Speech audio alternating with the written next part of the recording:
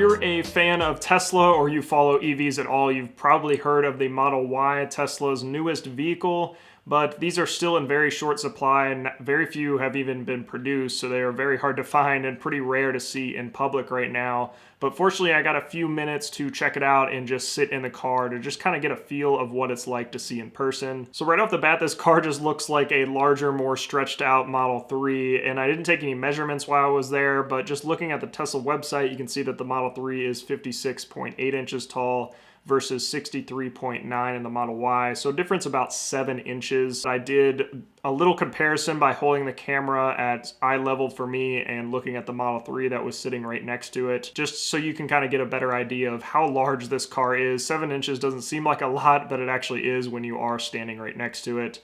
Basically, if you take every aspect of the Model 3 and stretch it out, you've got a Model Y. The trunk is deeper, the front is deeper, and I actually fit in the back seat. I've sat in the back of my 3 a couple times and it is not exactly comfortable. I can squeeze back there, but if the person in front of me has their seat backed up at all, it is not comfortable at all. So as you can see, I was able to sit in the back seat with my legs in a normal position. I didn't have to swivel my hips to this side at all to just fit in the back seat. I could sit normally, and I actually felt like I was sitting up as well. I wasn't kind of like crunched in the back like I am in my 3. I've actually got a little bit of headroom back there as well, whereas in my Model 3, I am almost touching the ceiling. So besides overall size, this car actually sits up a little bit higher as well, not just with the ride height of the vehicle, but even the seats are raised inside the car. So the front 2 seats sit on these little platforms that kind of raise you up and add to that SUV feel. And I think a lot of people will like this because you don't have to slide out of the car kind of like you do in my Model 3. You could just step out onto the ground. It makes getting in and out of the car much easier. This is also the performance version of the Model Y, so you get those red brake calipers, a lower suspension height,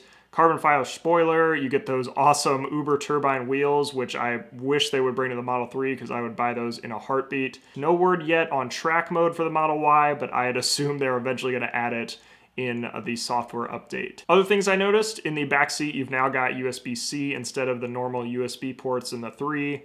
Center console seems to be the same size and shape along with the touchscreen and steering wheel, but those side mirrors are definitely taller, and that's actually been one of my complaints with my Model 3 is those side mirrors are really narrow and you really have to get them adjusted almost perfectly so that you can accurately see cars around you. The back seats do fold down to reveal a pretty massive cargo area, but after seeing this in person, I have no idea how they're going to fit that 3rd row that they propose in the 7-seat version of the Model Y. Those last 2 seats will probably only fit small children or just car seats. You are not going to be able to fit a normal-sized person back there.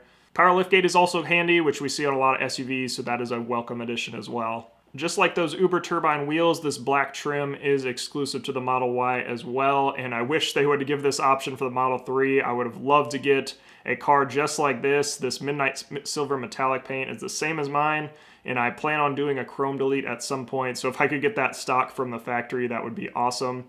But I really like this trim. I think a lot of people end up blacking out their Model 3 trim, and I believe that's why they went this direction with the Model Y. So those were just a few of the things I noticed from getting a few minutes with the car. Unfortunately, I wasn't able to test drive the car. This was kind of a spur-of-the-moment thing. I just had my cell phone with me to record, if you couldn't already tell from some of the shots I got. But I am planning on doing a test drive at some point after this whole pandemic thing goes away and we can go back to normal. So make sure you subscribe so you don't miss that video. And if you have any questions about the Model Y that I might be able to answer just from seeing the car in person, because I know a lot of people have not actually seen one, definitely drop it in the comments below and I will do my best to answer.